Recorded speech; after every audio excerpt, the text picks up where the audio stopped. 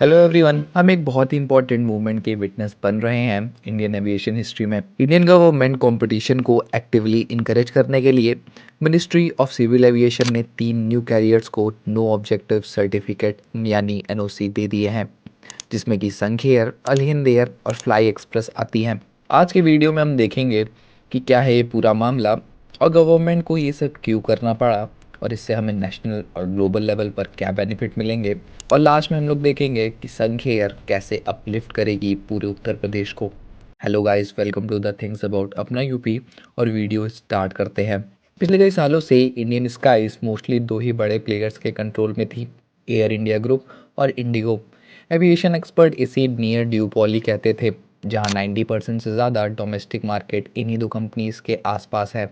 जब मार्केट इतना कंसंट्रेटेड होता है तो प्राइसिंग, सर्विस और नेटवर्क की रिलायबिलिटी पर असर पड़ता है, जैसा कि हमने रीसेंट ऑपरेशनल प्रॉब्लम में भी देखा है। लेकिन अब ये सिचुएशन चेंज होने वाली है। इंडियन गवर्नमेंट कंपटीशन को एक्टिवली इनकरेज कर रही है और इसका सबसे बड़ा सबूत है कि मिनिस्ट्री ऑफ सिविल एविएशन ने 3 न्यू कैरियर्स को नो ऑब्जेक्टिव सर्टिफिकेट यानी एनओसीज दे दिए हैं, जिसमें कि संघ एयर, अल हिंद एयर और फ्लाई एक्सप्रेस आते हैं। ये सिर्फ पेपर वर्क नहीं है, ये एयरलाइंस दुनिया की fastest growing civil aviation market में टेक ऑफ की तैयारी कर रही हैं, जिसमें कि पहली संघ एयर, जिसका बेस उत्तर प्रदेश में है, एक फुल सर्विस कैरियर बनना चाहती है और अगले 3 साल में 20 से 25 एयरक्राफ्ट का फ्लीट प्लान कर रही है। अल हिंद एयर केरला बेस्ड अल हिंद ग्रुप की तरफ से है, जो पहले रीजनल कम्यूटर एयरलाइन के रूप में शुरू करेगी। और फ्लाई एक्सप्रेस भी इस रेस में है, जिनको कनेक्टिविटी को और बढ़ाना है, स्पेशली अंडरसर्व्ड रूट्स पर। इन तीनों की एंट्री से इंडियन एविएशन सेक्टर ज़्यादा बैलेंस्ड, कॉम्पिटिटिव और एक्सपेंसिव बनेगा। अब बात करते हैं कि गवर्नमेंट को ये डिसीज़न क्यों लेना पड़ा। गवर्नमेंट ने ये डिसीज़न स्ट्रैटेजिक नेसेसिटी के तौर पर लिया है।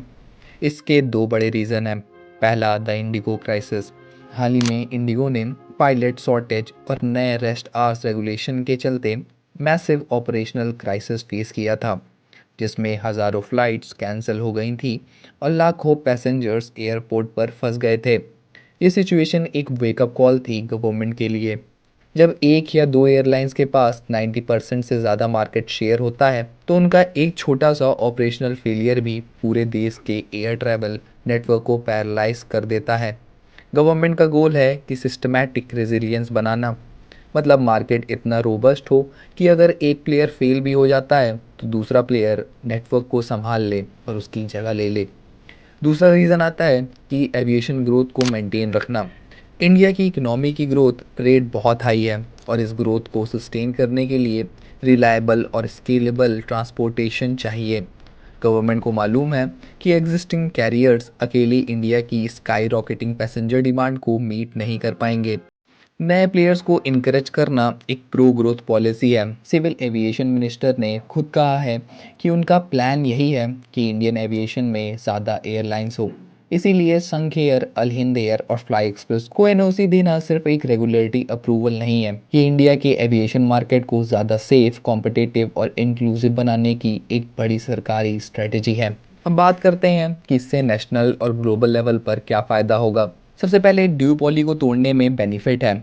जब कंपटीशन बढ़ेगा तो एयरलाइंस को और ज़्यादा मेहनत करनी पड़ेगी, जिसका सीधा फ़ायदा कंज्यूमर को मिलेगा। इसमें पहला आता है लोअर फीस, सस्ती टिकट, ज़्यादा सीट और ज़्यादा रूट से नेचुरली टिकट्स के दाम कम होंगे।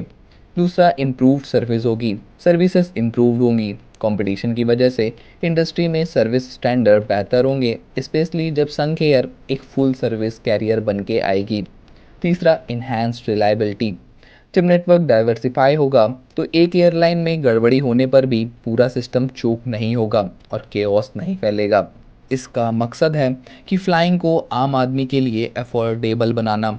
अल हिंद एयर और फ्लाई एक्सप्रेस जो रीजनल रूट पर ATR-72 जैसे छोटे एयरक्राफ्ट पर फोकस करेंगी, टायर 2 और टायर 3 सिटीज़ को कनेक्ट करने में वाइटल रोल प्ले करेंगी, वो एरियाज जिनको अभी तक बड़े कैरियर्स ने इग्नोर किया था।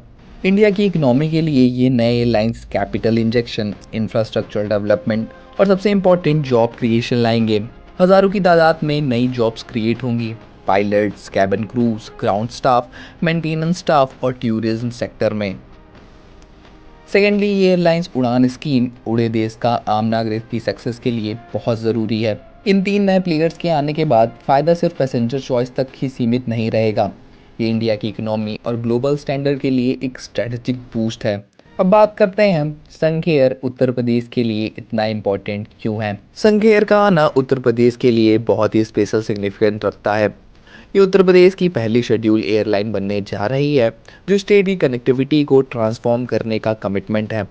संघेर की पूरी स्ट्रेटजी यूपी के राइजिंग इकोनॉमिक और इंफ्रास्ट्रक्चरल ग्रोथ से जुड़ी हुई है, स्पेशली नोएडा इंटरनेशनल एयरपोर्ट को बेस बनाने से। इसमें कुछ पॉइंट्स होंगे। पहला, एविएशन हब बनना। संघेर अपने प्राइमरी ऑपरेशन नए नोएडा इंटरनेशनल एयरपोर्ट से शुरू करेगी। इससे एयरपोर्ट को एक कमिटेड होम कैरियर मिलेगा और दिल्ली एनसीआर के साथ वेस्टर्न यूपी के लोगों के लिए ट्रैवल इजी हो जाएगा। दूसरा होगा इंटर स्टेट कनेक्टिविटी को बूस्ट देना। संघ एयर एक्सप्लिसिटली यूपी के उन शहरों को टारगेट कर रही है जिनमें अभी फ्रीक्वेंट या डायरेक्ट एयर लिंक नहीं है। इसके प्रपोज्ड इनिशियल रूट्स में ये बड़े कल्चरल और इंडस्ट्रियल सेंटर शामिल हैं, जिसमें लखनऊ, बनारस, आगरा, गोरखपुर, कानपुर, प्रयागराज और अयोध्या जैसे सेंटर्स हैं। इन सिटीज़ को आपस में और नए हब से कनेक्ट करने से ट्रैवल टाइम बहुत कम होगा, जिससे बिजनेस ट्रांजैक्शन और इंटरनल टूरिज्म को स्पीड मिलेगी। तीसरा होगा इकोनॉमिक ग्रोथ और टूरिज्म। यूपी में ताजमहल, बनारस और अयोध्या जैसे वर्ल्ड क्लास टूरिस्ट स्पॉट हैं। संघ एयर इन टूरिस्ट और पिलग्रिमेज सर्किट को कनेक्ट करके डोमेस्टिक और इंटरनेशनल विजिटर को इजी एक्सेस देगी, जिससे स्टेट की रेवेन्यू जनरेशन और लोकल एम्प्लॉयमेंट बढ़ेगा। चौथा होगा लोकलाइज्ड एम्प्लॉयमेंट क्रिएट करना। यूपी बेस्ड होने की वजह से संघ एयर नेचुरली अपनी रिक्वायरमेंट और ऑपरेशन को स्टेट के अंदर ही रखेगी, जिससे लोकल रेजिडेंट्स के लिए स्पेशलाइज्ड हाई स्किल एविएशन और सर्विस जॉब क्रिएट होंगे। कंक्लूजन में, संघ एयर, अल हिंद एयर और फ्लाई एक्सप्रेस का लॉन्च सिर्फ तीन नए नाम जोड़ना नहीं है। नेशनली ये इंडिया फ्लायर्स के लिए एक जेन्युइन कॉम्पिटिटिव लैंडस्केप की शुरुआत है और उत्तर प्रदेश के लिए संघ एयर एक स्ट्रेटेजिक इंफ्रास्ट्रक्चर पार्टनर है, जो स्टेट के नए एयरपोर्ट्स को लेवरेज करके उसके कल्चर, इकोनॉमिक और एडमिनिस्ट्रेटिव सेंटर को कनेक्ट कर रहा है। इंडिया स्काईज का फ्यूचर डायनेमिक, कॉम्पिटिटिव और ट्रूली कनेक्टेड लग रहा है। तो इसी के साथ हम लोग आज का वीडियो खत्म करते हैं। Thank you for watching. If you like this video, do subscribe the channel and like the video.